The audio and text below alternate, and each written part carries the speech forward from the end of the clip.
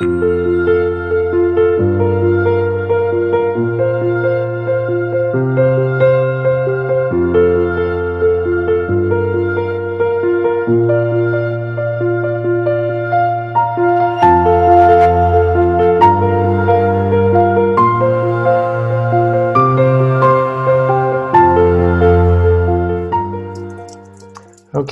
I want to thank you all for joining us. My name is Chris Benner. I'm the director of the Institute for Social Transformation at the University of Santa Cruz, which is the home of the Right Livelihood College in Santa Cruz. We're very excited tonight to be joined by two recipients of the Right Livelihood Award. Before we jump into the substance of our reason for being here tonight, I just wanted to mention a couple of logistical things. One is we're going to be doing translation. It will hopefully be simultaneous so that Miyuki will be hearing the translation of English. And when she gets a chance to speak, we'll be hearing the translation into English from Japanese. For those of you who are joining, you should be able to see at the bottom of your screen a translation channel that allows you to choose either Japanese or English. So choose the one that you prefer. And there are a number of translators who are on the line also. Their faces are not visible, their video is not on. So you might want to select speaker view rather than gallery view, and then you can see the speaker. So with those logistics out of the way, again, we're looking very much forward to the presentations and conversation tonight. This is part of a series sponsored with the Right Livelihood Award Foundation on inspiring change in times of crisis. And our theme tonight is thinking about solidarity economics, really thinking about economics, and scaling up solutions for an economics in which people matter, not profit. And we're in a moment of the coronavirus global pandemic, which is, of course, a moment of incredible tragedy. And it's perhaps fitting that this is also, at least in the US still, the 75th anniversary of the US tremendous tragedy and the sadness of that moment and the unnecessary hundreds of thousands of people who died. But a reminder that we need to be thinking from that event about how do we build and sustain global peace. And I mention that in part because I think we have a moment now in the midst of the pandemic in which people around the globe are questioning the causes of the inequalities and the tremendous economic damage that is associated with the pandemic, and open to new ways of thinking about fundamental change. And how can we build a better economy going forward that recognizes our global interdependence, and how do we address the fundamental inequalities in our societies and between countries. And so here at Santa Cruz, we're trying to build work on thinking about solidarity economics and solidarity at scale. And we have tonight two people who have been part of efforts to think about building an economics around people and values and rootedness with the land for many, many decades. And so without further ado, I want to introduce them and then turn it over to them to present a bit about their work and the lessons they're seeing in this moment. And we will have time for some question and answers towards the end. So again, I would encourage you, if you have questions, to put that into the Q&A button, and we can try and get to that. So Miyuki Kinoshita is the chairperson of the board of her local club in Saitama, and a board member of the Seikatsu Club Consumers Cooperative, which is a federation of 33 cooperatives with over 400,000 members across Japan. And it's become much more than just a consumers cooperative, which she'll tell you about. But the cooperative won the Right Livelihood Award in 1989 for creating, quote, the most successful, sustainable model of production and consumption in the industrialized world. And after Miyuki speaks, then we'll have Helena Norberg-Hodge, who's a real pioneer globally in local economic development and the local economy movement. She received the Right Livelihood Award in 1986 in partnership with the Ladakh Ecological Development Group for preserving the traditional culture and values of Ladakh against the onslaught of tourism and development. And Helena has gone on to create Local Futures, which is working globally to create more decentralized ways of living, rooted in connections to the land and local communities and people. So Miyuki, I'd like to turn it over to you to tell us more about the Seikatsu Club and your thoughts for this moment about the work that you're doing. Good evening or good morning.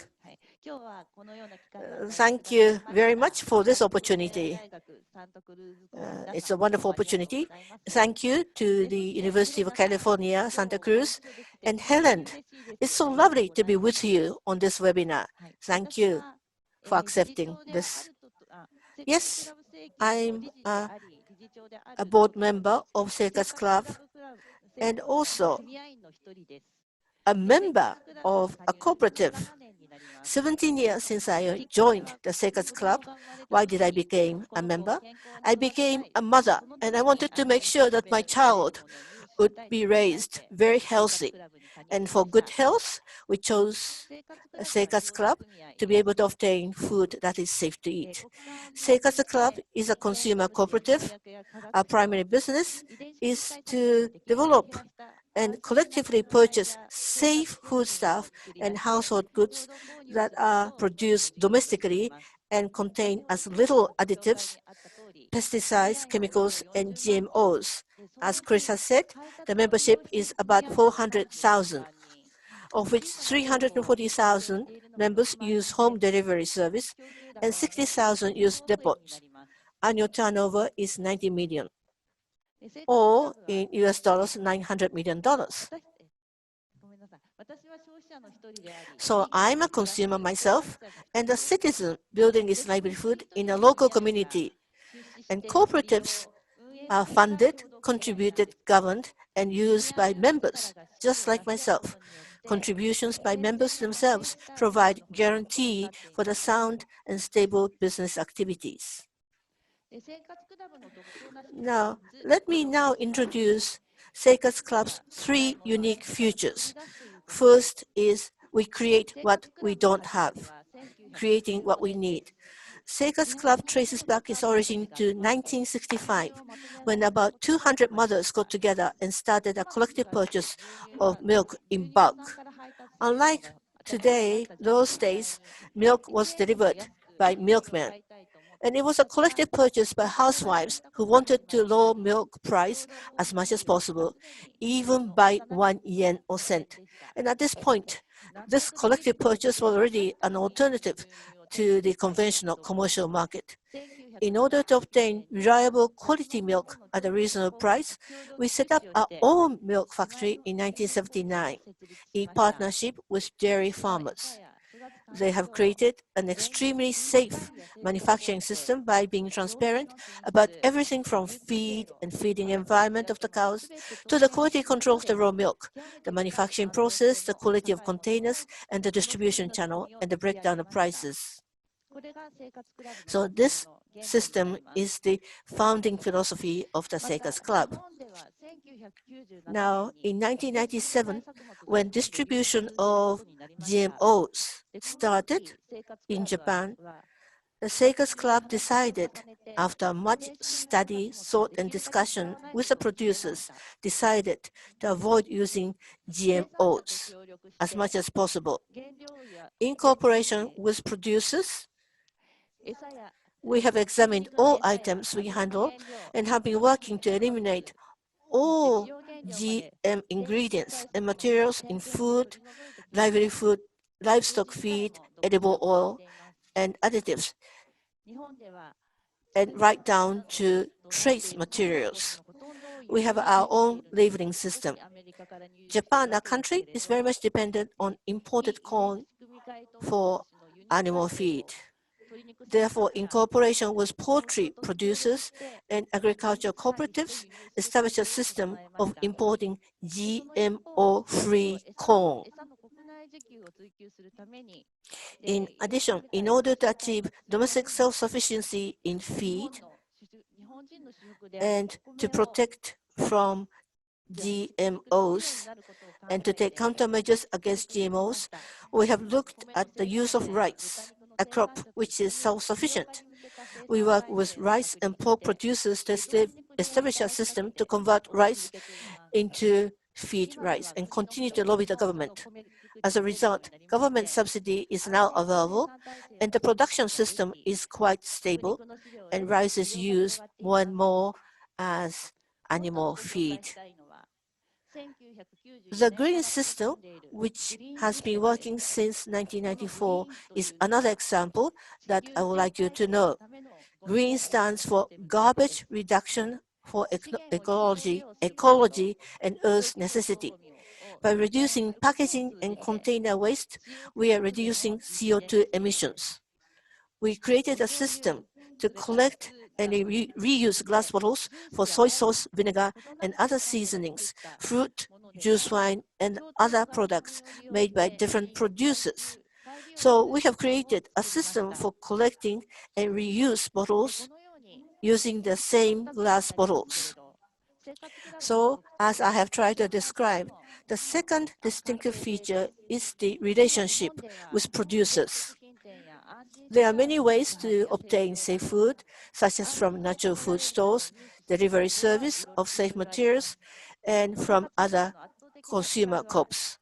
But the key and overwhelming difference resides in relationship of trust between Seikatsu Club and producers. It is not consumer versus suppliers, but truly a relationship that aims to create a better future for both. We work together hand in hand. Standards are set together, prices are determined through discussion. This allows sustainable production and consumption. We may be quite demanding to producers, but in return, we owe that we have a responsible consumption of everything that they produce. And through that, we have strengthened the relationship of mutual trust. Furthermore, we have created financial support system for producers. One of them is a fund to support producers affected by natural disasters. In order to compensate for losses incurred by rice farmers, a part of the price of rice is contributed by both producers and members and pooled as a fund. The third is our efforts to better the livelihood of the people, creating what we need. And its socialization is not limited to food for our club. That is true also for energy and welfare. Energy, we established an electricity retail company called Seikatsu Club Energy to supply electricity to member homes and businesses that has started in 2016 by entering into agreements with local renewable energy power plants. This is really a very practical and beneficial action to expand the use of renewable energy and reduce CO2 emissions and stop nuclear power. Now, the area of welfare. For the seniors and those with disabilities to be able to continue their life in their own familiar community, we are engaged in diverse businesses and activities of mutual help. They include support for the elderly, childcare, and support for the people with disabilities, as well as relief and support for people facing difficulties, those in need. Here, the workers' collectives, worker cooperatives, play an important role in these efforts. They are small businesses established by Seikatsu Club members and their friends who have empathy towards solving their local problems. At present, there are more than 300 workers' collectives in Japan.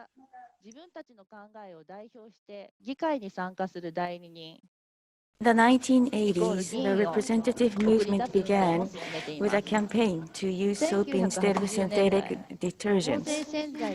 We are promoting a campaign to send our representatives to local councils to represent our ideas to solve local issues.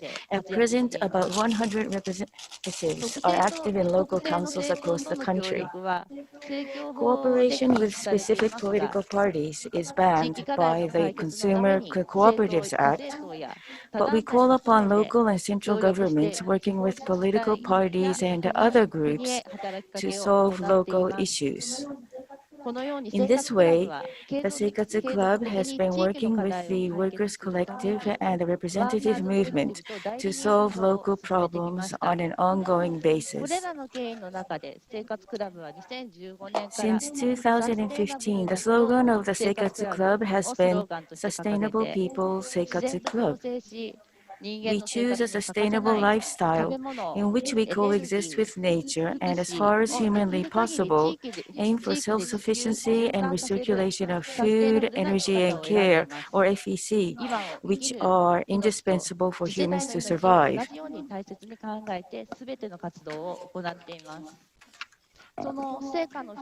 Now let me introduce to you the example of the Shonai FEC Self-Sufficient Network Initiative. The relationship between the Shonai region in Yamagata Prefecture and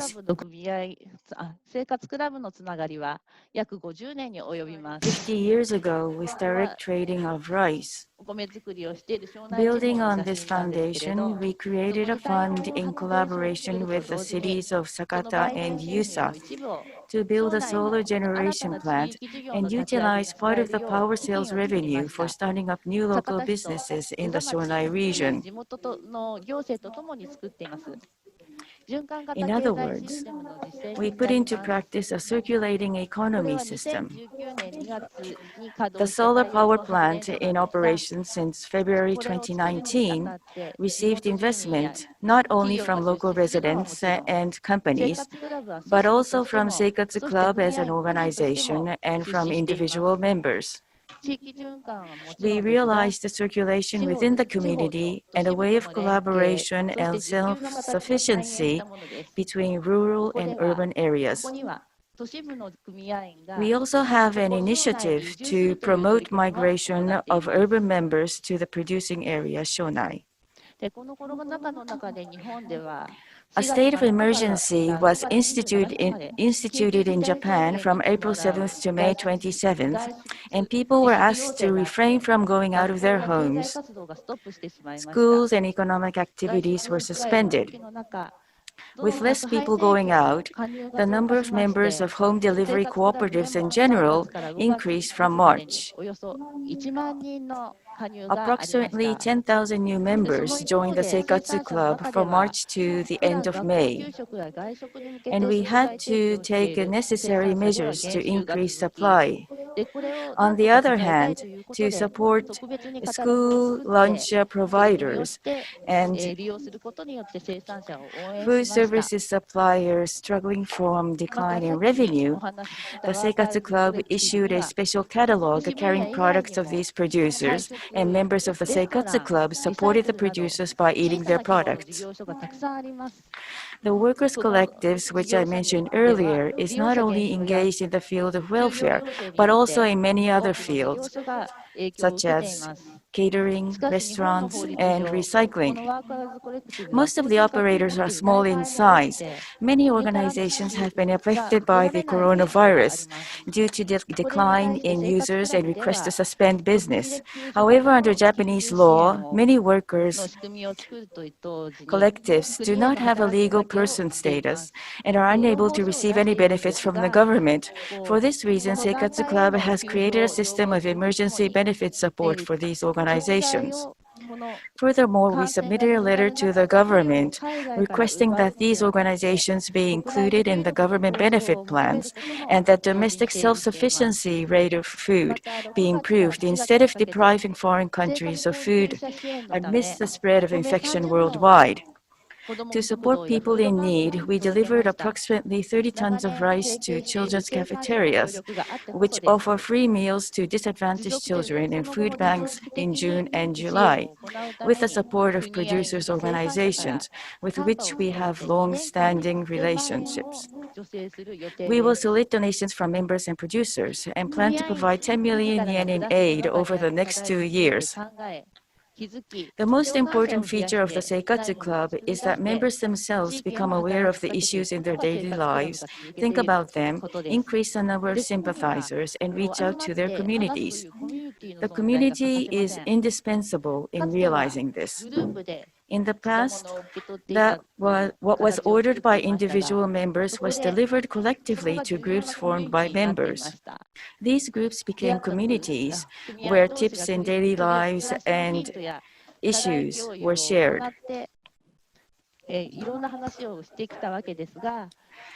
Nowadays, with a change in lifestyle, delivery to individual homes became the mainstream. However, what remains unchanged is the direct exchange with producers and the members getting together for discussion to identify challenges and take action. Now, it is no longer possible to meet each other directly and discuss. This makes it a challenge to have the new members who just joined understand how we attempt to change society through collective purchasing. However, many members have been able to communicate about the Seikatsu Club by social media, online meetings, and study sessions. We've been encouraged by this. Even though the effects of the new coronavirus are still not over, the climate crisis continues to be in full swing. In July, Japan experienced unprecedented amounts of rainfall and large-scale flooding in many places. This is due to global heating, which is also believed to be responsible for the outbreak of unknown viruses. Japan depends on imports for many resources, including food and energy, and as such, we need to be aware that what we choose and what we buy is not only a matter for Japan, but also has a great impact on primary industries and nature in other countries. What each and every one of us chooses is not just an issue at the individual level. Thinking of our choices as a community and society issue will open our doors to the future. The Seikatsu Club adopted the 2030 Action Declaration for SDGs at its general meeting in June. Since 1989, when we received the Right Livelihood Award, sustainability has always been an important keyword for us, and this led us to continuing activities that are in line with the SDGs. The declaration puts together the activities which further promote and summarizes them at the 8 key objectives, including self-sufficiency of food and climate change countermeasures. I believe that the corona pandemic has presented Japan and the world with an opportunity to change. We need to increase the number of friends who feel the same way, expand our cooperation and with other organizations, and turn the situation into an opportunity. The outcome I am hoping to see through dialogues like this is the creation of a better future working with our friends worldwide. Thank you. Miyuki, that was wonderful. Thank you so much for sharing that. I want to pull out just a couple of little themes that I thought were very important and then turn it to Helena. One was really thinking about trust and negotiations rather than markets determining prices. That's a fundamental thing, is the relationship we engage in our economic activities, and letting that trust drive it. It's very different than the dominant models. The other thing is the integration of ecological values, the importance of livelihoods, and human consumption and healthy consumption, and they have to be balanced and connected. You also talked about the community connections and how important that was in responding to the crisis and being prepared and connected. Again, things that we lack deeply, I think, in the US. And finally, is just a reminder about scale. You know, in the US, we have this notion of, oh, you can vote with your dollar and the individual choices. But what you've built is a collective choice in how you consume and who you build those relationships with that's allowed you to grow so large. And I think that's part of what we need to be thinking about, is those collective choices. So deeply grateful for your work and for sharing it. We'll come back to other questions, but Helena, I want to turn it to you to talk a bit about your work with Local Futures and what you're seeing in this moment. Thank you, and thank you, David, too, David and Chris, and lovely to hear you, Miyuki, and to be in touch with Seikatsu Club again.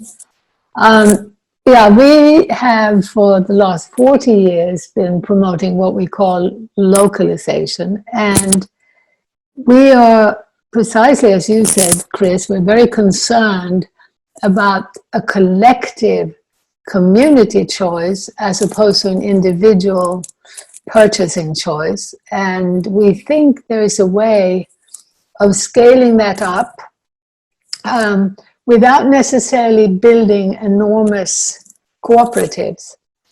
I think perhaps even the Seikatsu Club could think about the sort of model that I fantasize about, which is that you need a lot of support now to essentially reach people. And so you need to have quite a large collective and a relatively large budget to be able to reach people and to act as a sort of administrative hub.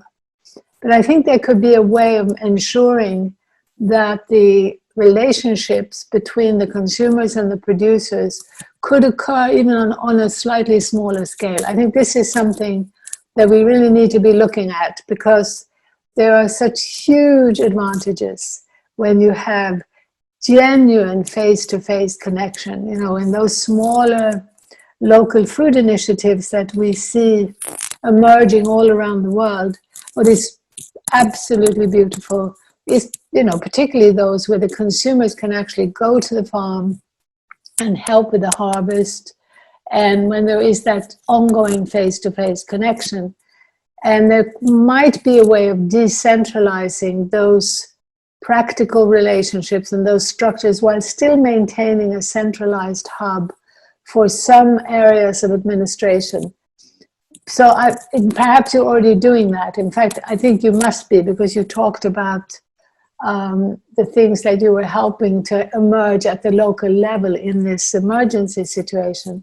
And I think it'd be very interesting to think further about just how much we could do in that direction. Our work is primarily about raising awareness. We see an enormous need for people to have another picture on what is possible, and not just on what's possible, but we are finding that the majority of people, even in Japan, and certainly in America and most countries, are not aware of these emerging alternatives that are forging a new economy. They are about standing up against a market pressure, which is now a global market pressure, which is everywhere, separating us both from our place on the planet, from our environment, and from our community. We're being pushed in a direction which is, if it continues now after COVID, which is a threat, we have in COVID this fork in the road where our political and economic leaders on the whole are still wedded to continuing on a path of fundamental fragmentation, commercialization, scaling up, speeding up, and it's a competitive race, which is also linked to the war machine and, you know, rushing off to Mars to fight over minerals. It's a very energy intensive and technology intensive path that is completely behind the widening gap between rich and poor in every country that I know of, including my native country of Sweden. The gap between rich and poor is widening in an obscene way. And everyone is aware of this, and yet there are very few avenues of knowledge. I'm very grateful to UC Santa Cruz. It's a very rare source of genuine research, genuine search for a more just and a more equitable and a more ecological way forward. Because unfortunately, even in academia generally, this competitive, commercializing, scaling up, speeding up relationships, which all the time not only widen the gap between rich and poor, but because they are dependent on more and more energy, more and more scarce minerals, we're heading in a very disastrous direction if we follow the path that most of our leaders today are still pushing. What gives us hope and everyday inspiration is that we hear from our international work with literally, well, dozens of countries, but really 40 language groups. Every day we get news of remarkable people's initiatives and alternatives, you know, just like Santa Cruz is going in a different direction, or some of your Santa Cruz in a different direction from the dominant one. Almost everywhere you go, also within government, within the IMF and the World Bank, which are, you know, centerpieces of this competitive race towards globalization, you'll still find individuals who have realized, no, we want a direction which is genuinely more just, which clearly seeks to reduce the gap between rich and poor, not by creating some kind of large centralized bureaucratic structure that's going to impose a type of equality that actually doesn't emerge from bringing out the best in people. But what's happening spontaneously is that as people at the local level especially come together and search for meaningful solutions, number one, they are recognizing that food is the most important area to focus on. And this has become very clear after COVID. We're very thrilled to see this absolute bursting forth, you know, flourishing of local food initiatives across the world. And in the most unlikely places, you know, in the heart of the big cities, deserts. Just recently I heard about the Navajo reservation in America where people had to drive for 3 hours to some really very inferior supermarket to buy dead food from far away. They're now starting to grow food on the reservation again. So what COVID has unleashed is actually a type of ruralization, which is very much needed as an antidote to the dominant trend. The dominant trend will take us to 100% urbanization. And there are economic pundits that are actively promoting that. In England recently, an expert named Tim Lernig presented a huge report to the Treasury pointing out that farming only contributes less than 1% to GDP. So let's stop farming. Let's just import our food.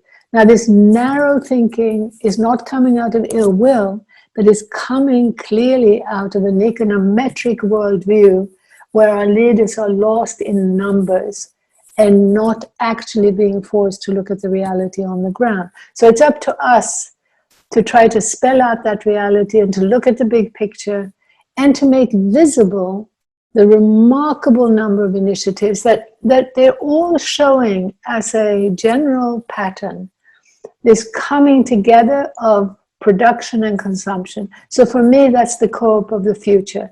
It's not just producers who are linking together to get a better deal out of the market. It's not just producers who are linking together to get a better deal on the market. It's actually producer-consumer cooperatives and cooperation that's key, because we're actually creating a structure that forms a genuine systemic alternative to being caught up in the fast-paced competitive rat race. There are so many beautiful examples of the benefits, particularly of local food initiatives, where you can demonstrate that when you shorten the distance between the market and the land and the producer, you actually create a market pressure to stimulate, to encourage diversification on the land. So this is the single most important ecological reason for the need to shorten distances as much as possible. So even within Japan, I would love to see a focus on that, on wherever possible, shortening the distances, but not being fundamentalist. This is not about saying we're only going to eat food from a 50-mile radius. In many parts of the world, people will be eating cotton or tobacco or fossil fuels. So it's a question of looking at a systemic transition in the direction of localizing, of diversifying, and trying to pay attention to scale. Trying, as I said, not to assume that this particular coming together of the producer-consumer relationship needs to just grow and grow to scale up in that way, but growing through replication. And growing through replication, I believe now also we need to be looking at international collaboration. And so our work is very much about trying to bring together these discussions between the so-called less developed world and the more developed, the more urban industrial, the more land-based. There's an urgent need to have a more honest, a more really truthful and honest discussion about what's going on both sides of the divide. Again, where RLA is so important, and where this, I'm very honored to have received the prize and feel that this group is a key group to carry out that discussion. I think that we should also understand that when we step back and look at the big picture, we'll see that the globalizing, global market pressure direction is imposing a human monoculture. So again, when it comes to understanding the need that every human being has to be recognized for their uniqueness, for their genuine individual traits, we have a deep need to be heard, to be respected, to be loved as unique individuals. We need to really with clarity now recognize that within the global system, when 5-year-old Japanese children and 5-year-old children in Santa Cruz all dream of being a global star, they are dreaming of being a homogenized, amalgamated screen entity, a dead, distant entity. And when those people arrive in that global scene and become global stars, we can see again and again serious problems with addiction, with drug, with depression, because it doesn't feel at all fulfilling up there, because you're not actually being respected and loved for who you are. So again, decentralization, localization in terms of cultural role models, in terms of human deep connection. There is evidence that we evolved in groups that, in many cases, we knew the name of and related intimately with, as my experience, especially in Ladakh, is that the core group was something around a dozen people, and it was both the extended family and neighbors. That provided a very solid foundation for children to form a basic identity. But beyond that, there were relationships with hundreds of people. Again, most of them named and faces you recognize. And that probably is a type of psychological foundation that we need.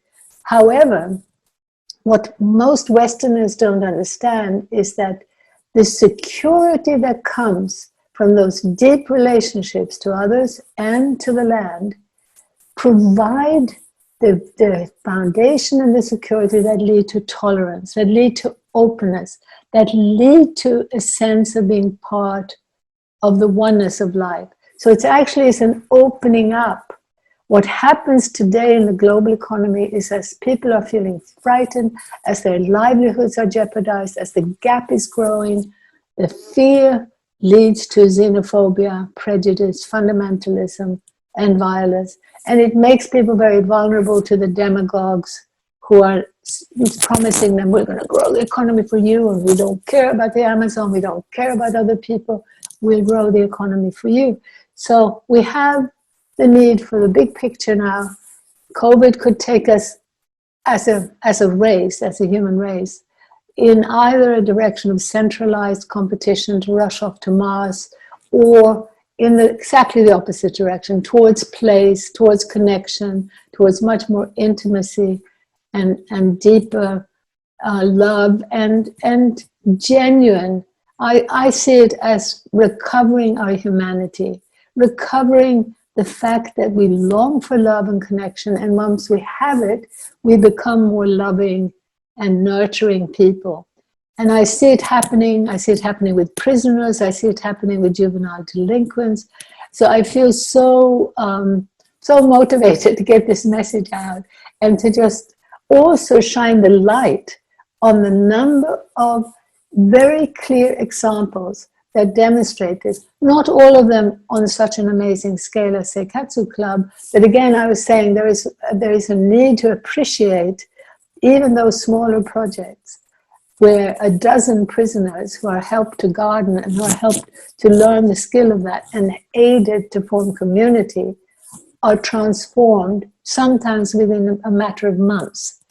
Those are often happening on a very small and intimate scale. How do we scale those up? How do we, and I think we should be talking about multiplication, replication, and a lot of it by putting much more of our effort into a type of alternative media channel. But you know, how do we do that? We really have such a need to get it out. But also in our case, when we start documenting these things, we have on our website, we have something called Planet Local, where we're highlighting many of these. And you know, it's work that's virtually endless. We need much more resources to do the research and then to do the dissemination. Thank you very much. Thank you, Helena. That was so wonderful, and so much of what you're sharing resonates, I think, with much of our experience in the US. And one thing I wanted to just really lift up is the way, well, two things. One is your point of when people feel security in their own communities and own connections and don't have that fear, I think you're right that it opens up all sorts of opportunities for connection and openness and tolerance. And the importance of face-to-face communication. You know, some of our work in the US is about, you know, we have such division in our national politics, but within our, you know, local, regional economies where people are able to talk across difference, you know, you recognize that get away from ideology, many people have much of the same interests at heart around, you know, their families and their friends and wanting healthy bodies and a sustainable livelihood. And Miyuki, I want to come back to you, and this is really a question about thinking about how do we reach those people who disagree or maybe are not yet convinced. And I'm curious, you know, now in the moment of the coronavirus pandemic and the economic challenges, what are you finding works to talk to people about the values of a cooperative economy and sharing? How do you help expand the work you're doing in talking to new people at this moment?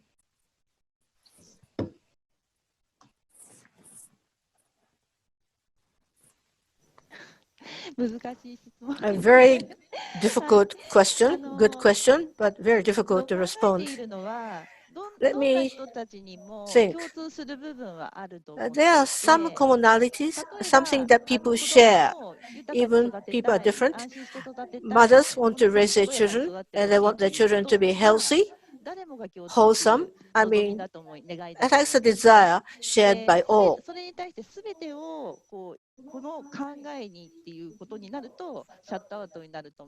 But of course, there are other differences in other thoughts. But if you just try to focus on differences, that will lead to exclusion. But trying to find one little commonality, something that you can share, and start conversation focusing on that. And Miyuki, I wonder if you can answer another question for me. And I'll say to people listening, if you have questions, put them in the Q&A and we can try and get them to that. We have about 15 minutes. But Miyuki, I'm interested in your international contacts and connections. And what are the other networks you're connected to or trying to connect to help strengthen the work you're doing beyond Japan? Networking. Having a bigger network. I think the key word here is that we are cooperatives. I think really cooperative. Being a cooperative also key. There are also cooperatives in different countries. In Asia, with Korea and Taiwan, for example, we have constant communication, collaboration. We try to master our collective wisdom so that we can advance together. That's a routine almost. 2 years ago, there is a cooperative, there were cooperatives in the United States, and the members of Seikatsu Club visited the United States and visited some. Berkslope Food Corp, have you heard of it? This is in New York. We went to actually visit them. An ideal world that they are creating. Because there, everyone, all the members are participating in management and operation of the cooperatives. So we also have links and relationship with cooperatives in Europe. Now, for Right Livelihood Award, enabled us to visit Thailand for the seminar. So we met new future comrades and friends. And I'm sure that will mark another step for further networking and communication and collaboration. There's one question from one of the participants that I want to just follow up with, because they're asking, what are the roadblocks that exist in the US that keeps us from establishing a similar widespread co-op structure like Seikatsu? And I'm wondering, in your conversations with the cooperatives in New York, what did you learn about what's similar and different in the US to what you've been able to build?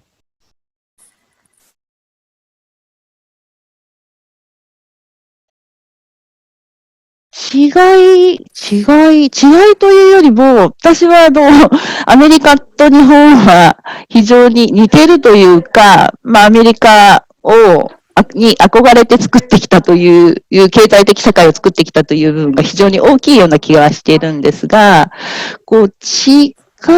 進まない。むしろ進まないというより進んできているという実感がありまして、例えば遺伝子組み換え対策については、アメリカの方が一つ進んだんじゃないかという気がしています。アメリカの前半にカットさんが日本に来ても講演をしてくださいました。で、遺伝子組み換えについての動きをママさんのネットワークを使って大きく広げていって、で、いろんなところに遺伝子組み換えの表示をしたものを扱う、で、有機農産物を扱うことを増やすということをしているので、アメリカでできないというよりは、できてきているので、そういったところから広げられるといいなと思いますが、いかがでしょうか。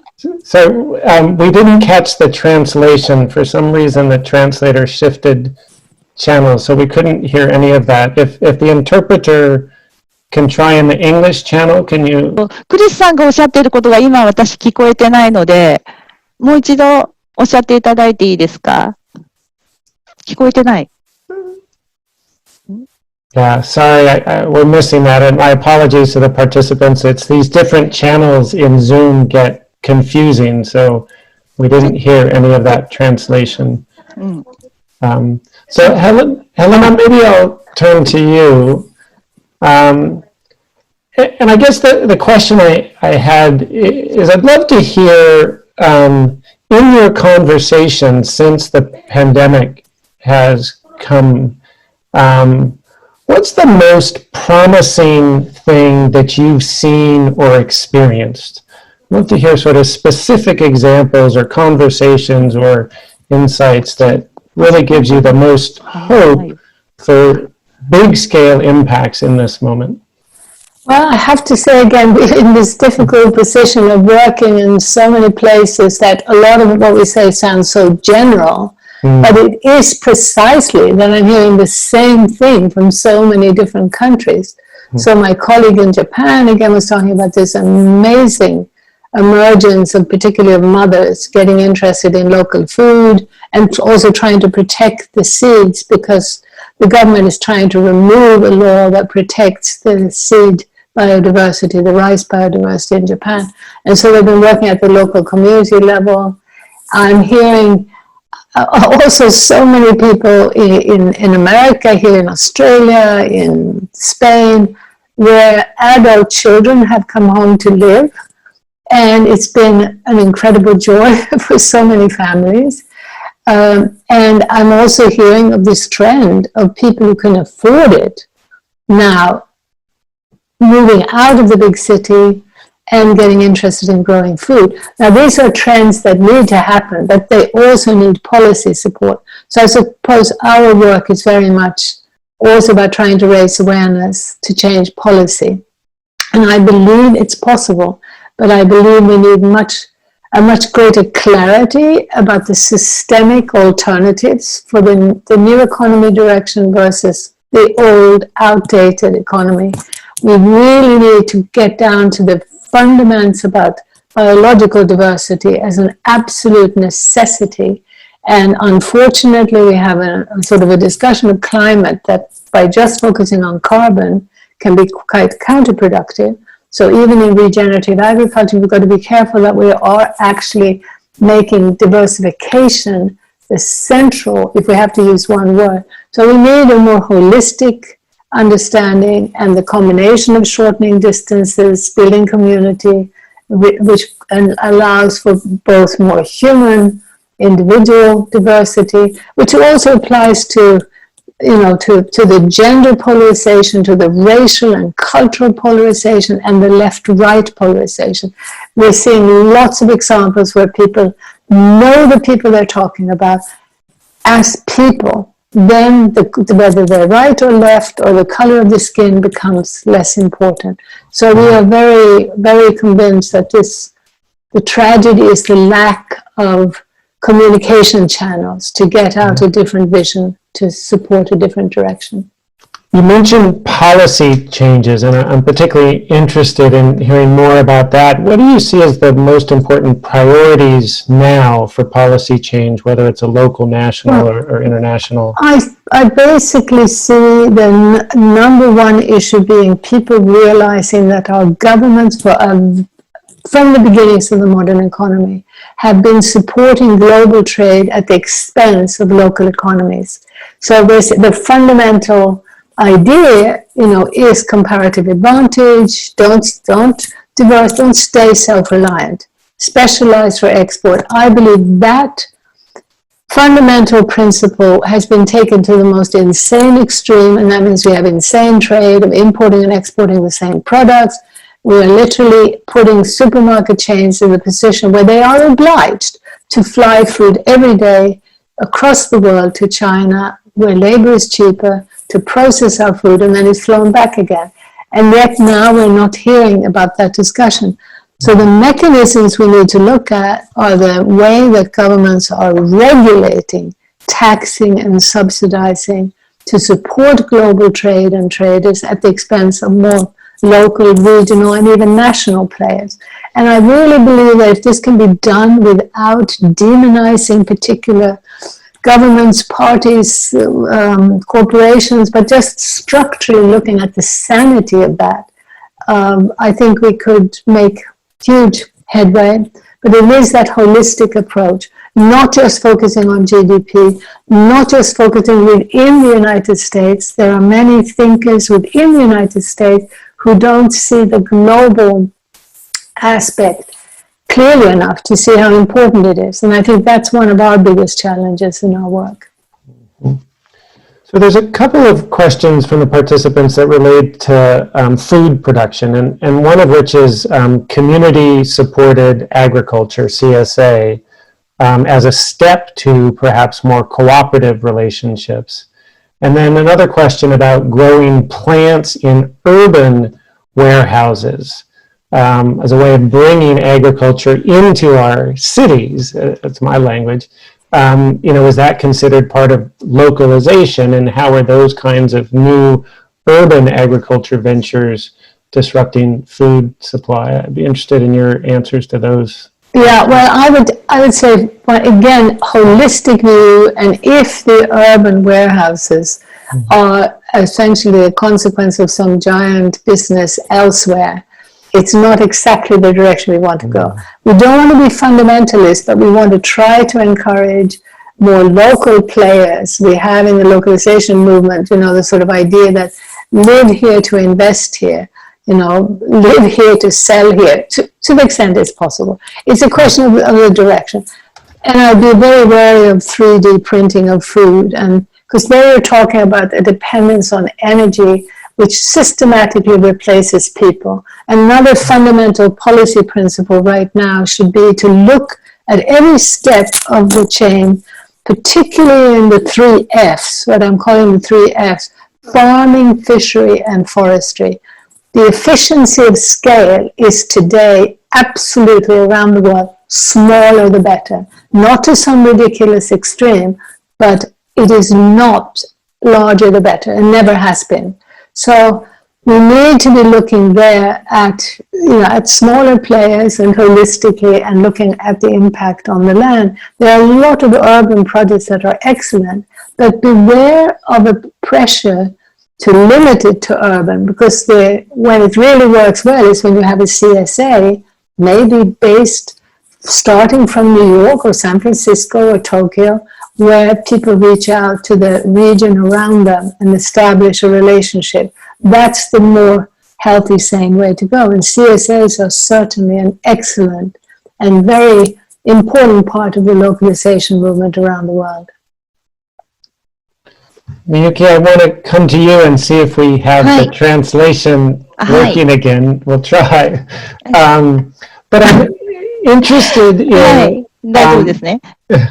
So what resources would you suggest to people to get started in this kind of work? If they're not in Japan and don't have the Seikatsu Club, but want to try and build that large program, what steps should they take, and what kind of resources are available for trying to build a larger scale cooperative?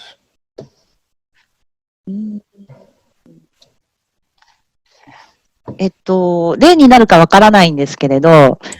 not sure if this will be a good example, but as an extension to what Seikatsu Club has been doing in the past, there are some things that we as mothers are thinking about.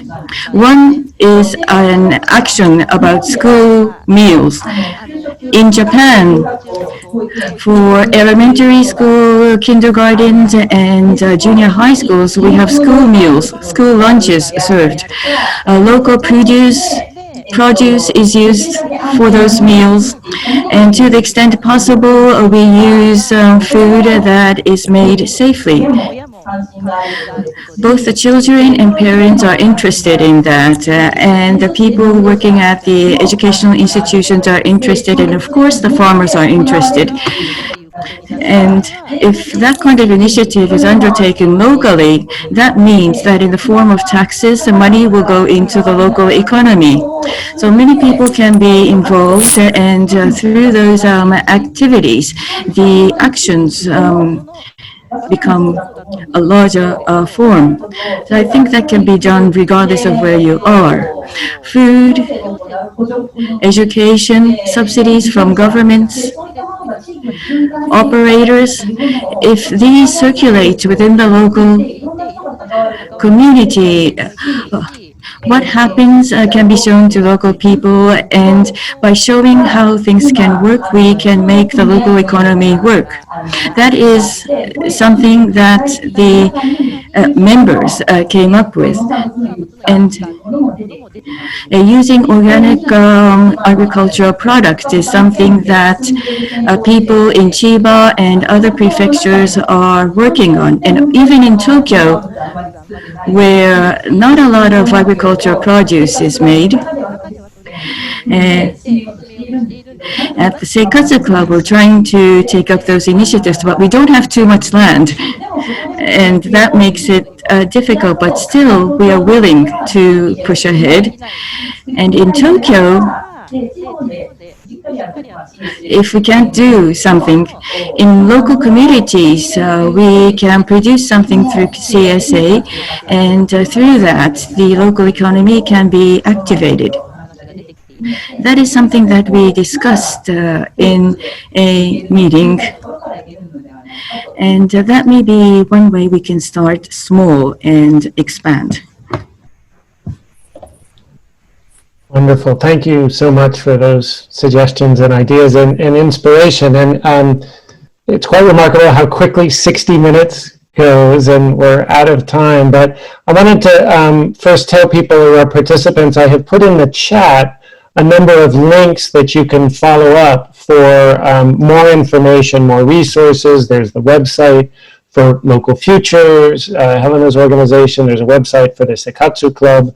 And then a couple of links for the Right Livelihood College here at Santa Cruz and the Institute for Social Transformation, which has some more information about the solidarity economics work that we're doing. I'll also flag that this is one in a series. There are recordings of the previous conversations we've had with Right Livelihood award recipients, laureates, and we have one coming up in October with Bill McKibben and Vandana Shiva, talking also about social transformation and vision and mobilization. So keep an eye out for that.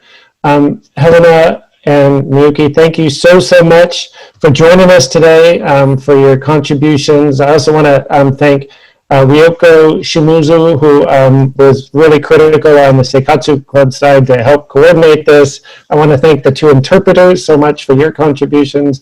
Thank David Shaw, the coordinator of the Right Livelihood College here at UC Santa Cruz. And we hope this is just the next step in what is ongoing conversations and efforts to build and strengthen this work as we go forward. Thank you. Thank you.